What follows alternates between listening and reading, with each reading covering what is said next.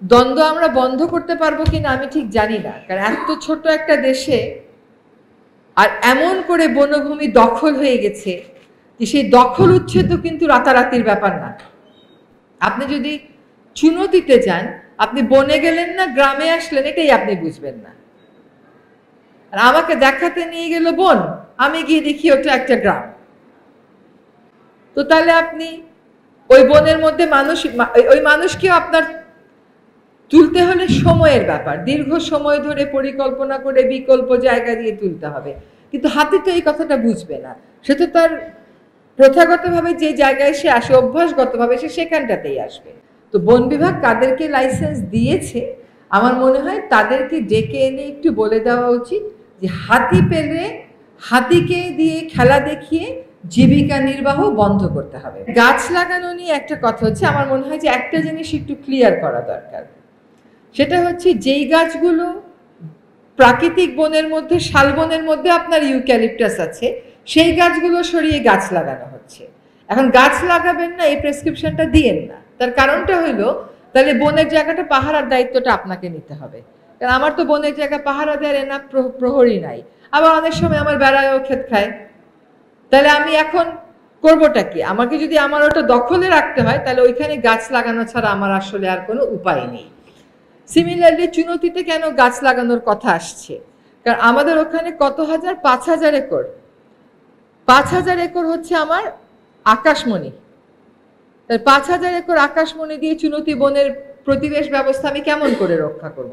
হয় আমাকে ওইটা এভারগ্রিন ফরেস্ট রাখতে হবে, নতুবা আমাকে ওইটা আকাশমণি বন ঘোষণা করে দিতে হবে।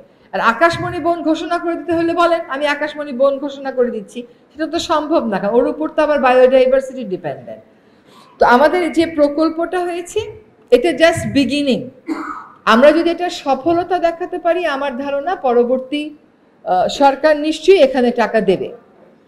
ইআরটিকে কেন টাকা দেন? আমি বন্ধ করে দেব টাকা, কিন্তু এত বছর যে টাকা দিয়ে এসছে, এখন তো টাকা না দিলেও আর নামবে না। এখন তো ওর সোশ্যাল রেসপন্সিবিলিটি করেও যাবে না। যদি এত বছর প্রথম থেকে টাকা দেওয়া না হতো তাইলে আমি এই কথাটা বলতে পারতাম যে আমরা টাকা দেব না, অন্য সুবিধা দেব। সেটা কি এখন আর বলার সুযোগ আছে?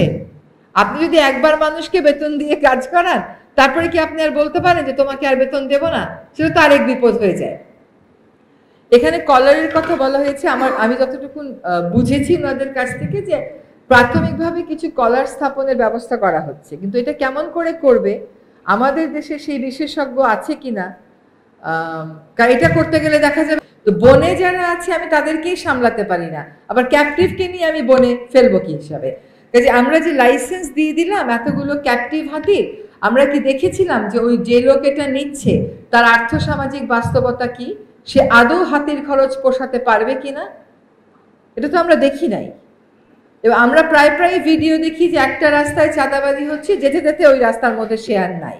তো হাতি সুরক্ষার একটা বড় উপায় হচ্ছে আপনার বনগুলোকে ফিরিয়ে আনা, প্রাকৃতিক বনগুলোকে ফিরিয়ে আনা, আর কয়েকটা জায়গায় আমাদের না বলতে শেখা।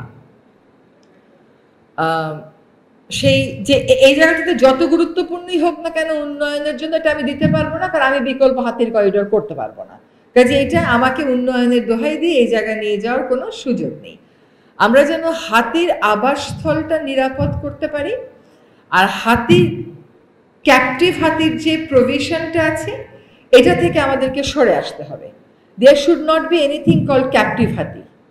আমিও হাতি পালতে পারবো না, তো আমার পক্ষেও তো সম্ভব না ওর ওই খাওয়া সাপ্লাই দিয়ে। ও 35 কিলোমিটার হাঁটবে, এটাই ওর প্রকৃতি। কে পারবে ওকে 35 কিলোমিটার হাঁটাতে? এইরকম সামর্থ্যবান তো আমি মানুষ বাংলাদেশে এখন দেখছি না যে 35 কিলোমিটার জমির সে মালিক।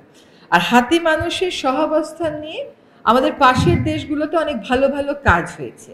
আমরা যদি একটু আমাদের নজরটা বড় করি এবং অন্যদের থেকে শিখবার মানসিকতা রাখি, তাহলে আমি মনে করি যে এই কাজগুলো থেকে আমরা আস্তে আস্তে আগাতে পারবো। আরেকটা কথা বলা হচ্ছে যে আপনারা বিদ্যুৎ সংযোগ বিচ্ছিন্ন করে দেন। আচ্ছা, আপনি চুনতিতে 5,000 একর এলাকার মধ্যে কত হাজার পরিবার বাস করে, আমি বিদ্যুৎ সংযোগ বিচ্ছিন্ন করে দিলে হবে? তাহলে রাতের বেলা ওইখানে ওই লোকগুলো থাকবে কেমন করে? এতদিন যাবত এই দখলগুলো ঠেকান নাই কেন? ওখানে গ্রাম গড়তে দিচ্ছেন, এখন বলতেছেন বিদ্যুৎ সংযোগ বিচ্ছিন্ন করা, 4-5টা ঘর হলে সম্ভব। 51 একরে সম্ভব, কিন্তু কি করে 5000 একর জমির মধ্যে গ্রামের বসতি হয়ে গেছে সেখানে বিদ্যুৎ সংযোগ রাতারাতি বিচ্ছিন্ন করে দেওয়া সম্ভব, এটা তো আমি বুঝতে পারছি না। কাজে আমাদের কি গ্রামের মানুষদের সাথে কাজ করতে হবে। এইখানে আমাকে সচেতন করে তো লাভ নেই, আমি তো সচেতনই আছি।